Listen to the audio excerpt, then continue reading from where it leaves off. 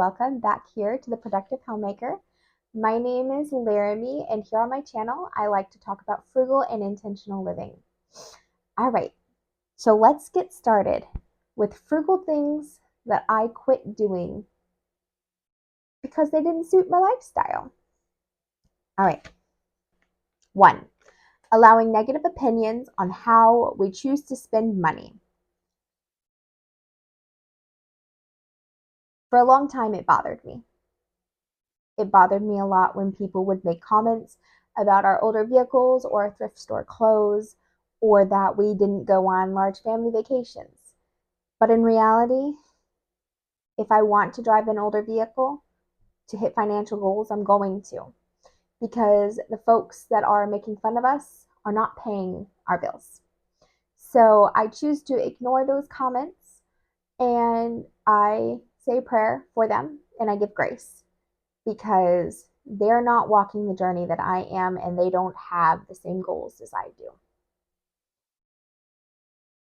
Number 2, I stay off social media. I don't play really on Facebook, Twitter. I don't play on social media. I don't sit there and look at Instagram or Facebook. I really try to keep my knowledge of what everybody else is doing low. So that way, when I see them, it's great to hear what they've been doing, but it also prevents me from having fear of missing out. I think the young cool kids call it FOMO. But I stopped looking at what everybody else was doing, because there's always somebody who has a bigger house, a fancier car, prettier clothes, and it does nothing but put wedges of envy into my heart. So I stay off of social media, and I realize how much better my life is whenever I don't know what everybody else is doing, and I feel calmer, and I feel much more content and joyful with what I have. Number 3, shopping without a list. If I go to the store, I have a list for what I need. We do not go shopping without a list in this house, because if we do, that means that we're going to add extra things into our cart that we don't need and that we can't afford. So we have a list. A lot of times now, I'll actually purchase things through like pickup if it's grocery items, so that way I don't have to walk through the store.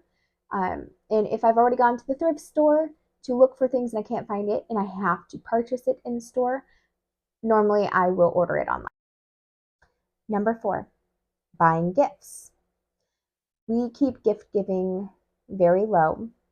We purchase things very intentionally, so that way if we're getting something, we know that it can be used.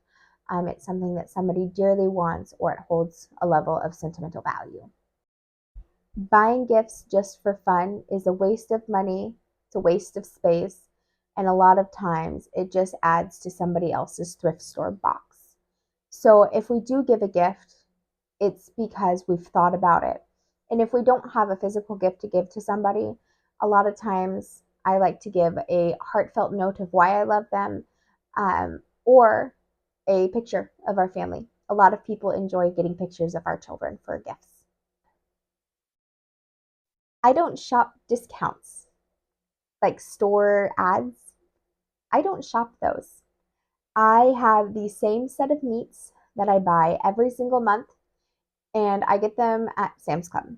Now, if Sam's Club has one of our normal things on sale, then yes, I'll purchase it, and I'll buy a larger quantity of it, so that way I can vacuum seal them and put them into my freezer for a bulk purchase. But I don't shop the sales. I found that more often than not, if I was shopping meat sales, it would end up being meat cuts that lean to me having to purchase additional ingredients. And I just did not want to do that anymore. And with how busy our home is and how busy our life is between schooling and children and productive household things, I don't have time to go to 3, 4, 5 different stores every week to go grocery shopping. I don't have the time, nor do I have the energy. So I stick with a very honed in list that I purchase every month from Sam's Club. And then we fill in as necessary for fresh things or small specialty items from Aldi. But no, I do not shop ads.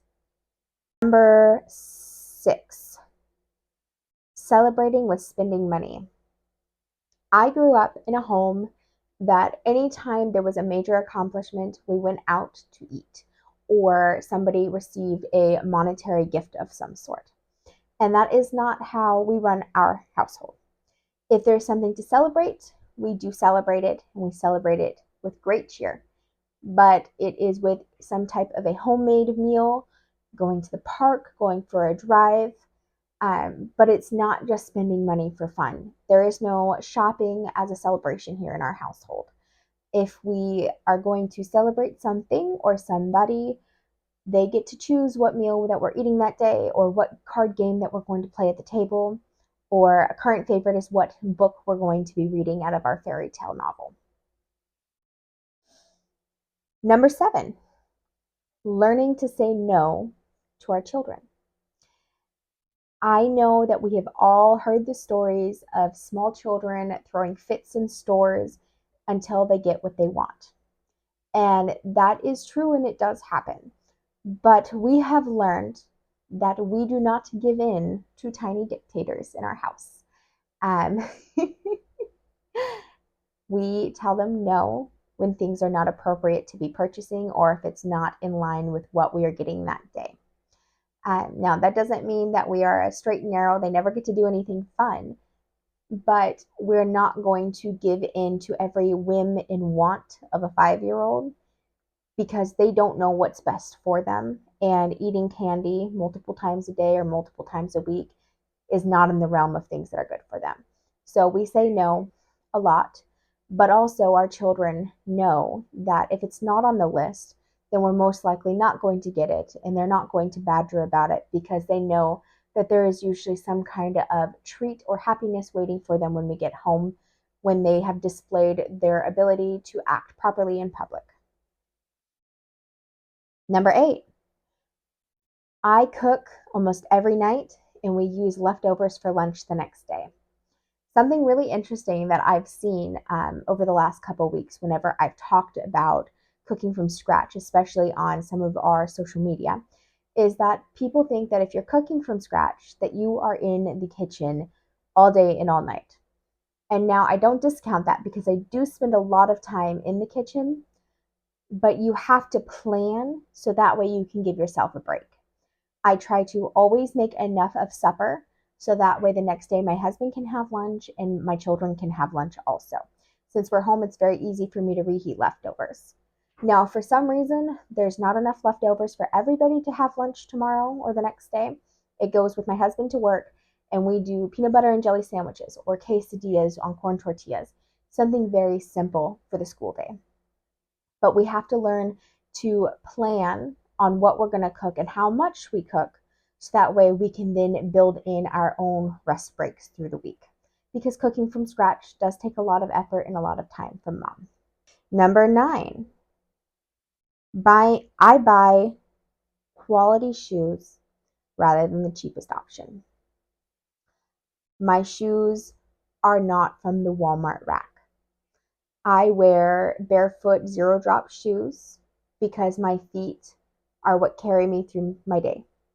And I want my feet to continue working for my entire life. And that means being particular on what kind of shoes that I'm wearing, what kind of shoes my husband is wearing, and the type of shoes that my children wear.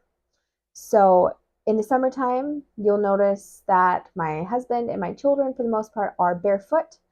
I don't like being barefoot, so I wear just very thin zero drop sandals. And then we all wear very nice zero drop barefoot shoes for the colder months. And that's just because health is very important to us, and we're choosing to be frugal and not cheap. So if there is something worth our money, we are going to invest into it. And we're not just going to find the cheapest option for the sake of cheapness. Number 10, I quit talking down to myself about how we couldn't keep up with the Joneses. It's hard. The grind is hard. especially when you're choosing to live differently than what the mainstream media is telling you to live like. Um, when we were living on the West Coast, we lived in Utah, and it is a very flashy state. Everybody, for the most part, drives very fancy, very expensive vehicles. They have these gigantic houses that are 3,000, 4,000 square feet. And we chose not to live that way, so that way we could live within our means. And it can be very disheartening when you know you're doing all the right things, but you're not seeing all of these shiny fruits that like what everybody else has. And there would be times where I would really get down on myself on maybe we're just not doing enough. When in reality, we are. It just takes time to do it the right way. So I've worked very hard on teaching myself to be content and not to judge these shiny books by their covers, because you don't know what's in those pages in between. And you don't know how much they owe on those things. And it's not our life. So learning to be able to talk to myself positively and reminding myself that we are having joy in this and to be happy and content with what we have has been a huge game changer over the last 10 years. Number 11, we won't borrow money. There's been very few times in our life that we've borrowed money, and it has always felt like a load of bricks on our shoulders. So we do everything in our power to make sure that that is not something that is an option on the table. We would rather go without things or limp along for a little while we save up our own money to purchase it. It really makes whenever you get to the point of purchasing whatever it is that you're needing that much sweeter when you get there, if you've worked hard for it and gone without to get there. Number 11, I buy the same things at the grocery store every single month. Coffee, ground beef, chicken thighs, chicken drumsticks, pork shoulders, pork tenderloins. I buy the same products every month, and then I switch them up to make different meals. You can do a lot with 4 or 5 types of repetitive meat cuts if you've got a solid spice and herb cabinet and different carbs to put with them. So whether that's potatoes, sweet or regular, rice, noodles, broths for meat soups, you can do so much with them if you're willing to just learn and study how to cook.